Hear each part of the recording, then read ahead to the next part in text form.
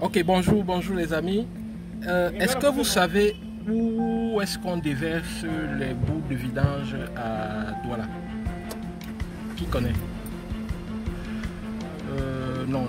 Pour ceux qui ne connaissent pas Douala, la question ne vous concerne pas. Je parle de ceux qui connaissent Douala. Est-ce que vous savez où on déverse les bouts de vidange? Est-ce que vous savez ce que c'est que les bouts de vidange?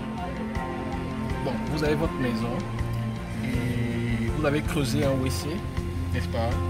Lorsque le WC est plein, il y a des camions qu'on appelle là, c'est les vidangeurs.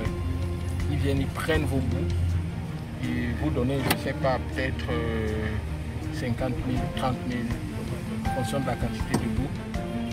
Et eux, ils s'en vont avec vos bouts. Est-ce que vous savez où est-ce qu'ils vont avec ces bouts-là? C'est là-bas que je vais vous amener tout à l'heure. Donc restez attentifs et regardez. Suivez-moi. Nous sommes juste en train de partir. Ne soyez pas impatients, nous sommes en train de partir. C'est la magie, c'est là-bas, vous allez voir. C'est très intéressant. C'est l'endroit le plus romantique de Douala. J'aimerais tous vous inviter. Allons-y. En fait, comme vous le voyez, ces bouts proviennent des différentes fosses septiques de la ville de Douala et même des hôpitaux et parfois aussi des déchets industriels. Tout cela, ce cocktail-là de polluants est déversé ici en plein air comme ça, sans traitement aucun. Bon, bonjour les amis, je suis ici à la décharge des bouts de vidange de la ville de Douala. Donc, comme vous voyez là, ici on déverse, lorsqu'on prend les bouts de vidange dans les différents WC, on les met dans les camions citernes et après on peut les déverser ici. En principe, vous devrez avoir un mécanisme de traitement qui fait que ça protège le voisinage des odeurs, mais ce n'est pas le cas ici. C'est la raison pour laquelle le projet éthique environnement que j'ai lancé et qui a d'ailleurs, avec lequel j'ai d'ailleurs été invité au sommet de la paix de 2019 à Paris, prendre le traitement de ces bouts de vidange-là avec une méthode biologique, avec une méthode qui utilise juste l'énergie solaire, qui permet d'avoir ces bouts totalement traités. Et justement, il y a un camion qui est en train de venir pour faire sa vidange. Nous allons assister à cette vidange-là. Vous allez voir un peu comment ça se passe. Je ne sais pas pour vous, mais je pense que nous devons faire quelque chose parce que nous sommes tous des assassins. Nous sommes tous des assassins. Je vais vous dire une chose. J'étais à cet endroit il y a 2 ans, c'est-à-dire en mai 2018.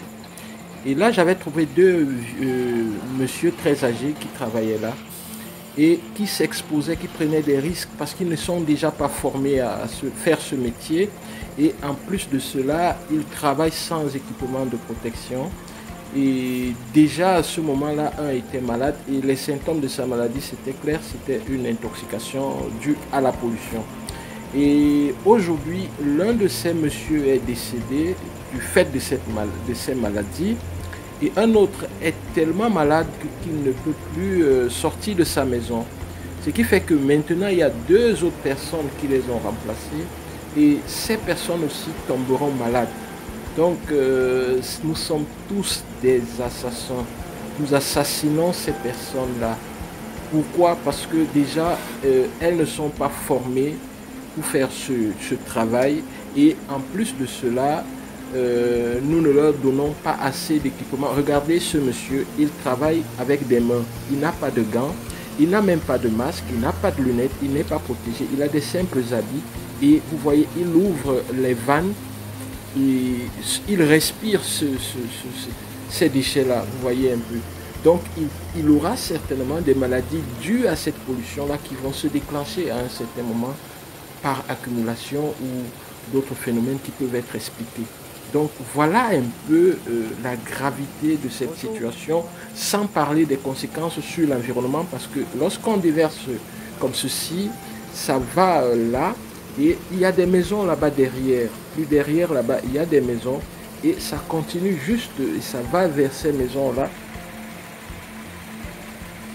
Lorsque nous regardons ça, nous pensons qu'il y a des choses plus sérieuses, non? des épidémies graves, des maladies, des enfants meurent chaque jour à cause de ceci. Et même nous tombons souvent malades. Parfois, nous pensons que nous habitons très bien, nous tombons malades à cause de cette pollution-ci. Donc, c'est un problème que nous devons tous prendre à bras le corps. Parce que, regardez, les nappes communiquent, les nappes phréatiques communiquent, les eaux souterraines communiquent. Quel que soit là où vous êtes, si vous avez un forage, vous pouvez puiser les conséquences de cette pollution-ci. Nous n'avons qu'une seule terre, nous n'avons pas deux terres. Nous polluons cette terre, nous la transformons en une terre zombie. Ça va revenir vers nous. Et ici, vous allez voir, j'ai observé un phénomène d'un enfant qui est allé acheter du pain.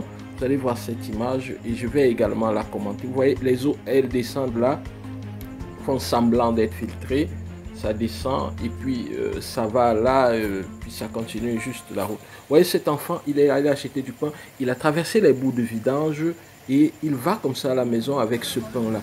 Pendant la vidange, vous voyez jusqu'où l'impact. Un jeune enfant, on l'envoie acheter du pain, il a traversé, marché sur ces bouts-là pendant que le camion se vide et il traverse là. Il y a des petites particules qui vont dans l'air, qui vont toucher le pain et peut-être il va manger ce pain.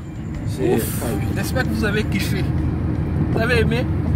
Nous sortons justement de là et vous avez vu tout ce que nous avons découvert à cet endroit si romantique. Donc désormais, je vais vous donner l'adresse, les gars. Si vous voulez inviter votre petit, vous savez très bien où vous pouvez aller. C'est l'environnement, vous voyez. Quand on parle de l'environnement, de la préservation de l'environnement, c'est là-bas que ça se passe en fait. Vous avez vu tous ces plastiques enfouis dans les bouts. Bref, vous avez observé. Donc si vous voulez inviter une petite à une partie romantique, à la découverte de la pollution, vous savez très bien que vous devez partir, les gars. Ça se passe au Bois des Singes. C'est à côté de l'aéroport à Douala. Vous y allez. Il y a d'ailleurs un monsieur qui travaille là-bas qui est très gentil, qui m'a accueilli. Et ce qui est drôle, ce qui est cool, c'est qu'il a mon prénom. Il s'appelle Emmanuel. Donc si vous allez là-bas, vous demandez Emmanuel, vous voyez, vous allez le rencontrer. Et je vous en prie, n'allez pas les bras ballants. Gardez-lui quelque chose. Un biscuit, 500, 1000 francs. Soyez gentils les gars, donnez-lui quelque chose. Parce que en fait, tout ce qui se passe à Douala, toute cette pollution des bouts de vidange là, c'est ce monsieur qui a la lourde responsabilité de les recevoir là-bas et de les orienter. Après, les bouts, vous connaissez, si vous connaissez la volonté des bouts, vous saurez là où elles vont après ce déversement-là. Et moi, je ne connais pas ce que les bouts veulent, donc je ne peux pas vous dire où ça va. Mais de toutes les façons, ça prend la route que ça va prendre, quoi. Donc après, ça se retrouve dans vos assiettes. Surtout ceux qui prennent, ceux qui utilisent les eaux de forage, là, n'est-ce pas? Vous avez certainement ça dans vos assiettes. Parce que vous voyez, le sol de Douala, c'est comme des vases communicants, comme disait quelqu'un. Ça passe quoi, tout, c'est du sable, vous voyez, l'eau circule dans le sable. Donc, c'est un peu ça, malheureusement. Vous avez ça dans vos assiettes quand vous utilisez l'eau de forage et que vous évitez l'eau de la cam water. Donc, prenez l'eau de la cam water, préparez avec. Et peut-être l'eau du robinet, oui, l'eau du robinet, mais pas le robinet qui est venu du forage. Bon, si vous avez un forage, appelez un expert. Ne m'appelez pas, hein, parce que moi je coûte cher. Appelez un expert, n'importe quel expert, qui va vous aider à traiter ce forage-là. C'est ce que vous devez faire. Parce que c'est chaud. Et actuellement, je suis en train de faire un projet sur le devenir des plastiques dans les eaux souterraines au Cameroun. 2.4 de Douala. Les microplastiques, les gars. Est-ce que vous savez que lorsque vous buvez des eaux, et parfois même les eaux en bouteille, vous buvez des microplastiques. Et lorsque vous consommez le plastique, qu'est-ce que ça devient dans votre estomac? Parfois on meurt parce qu'on ne sait pas. Je pense que c'est tout. Au revoir.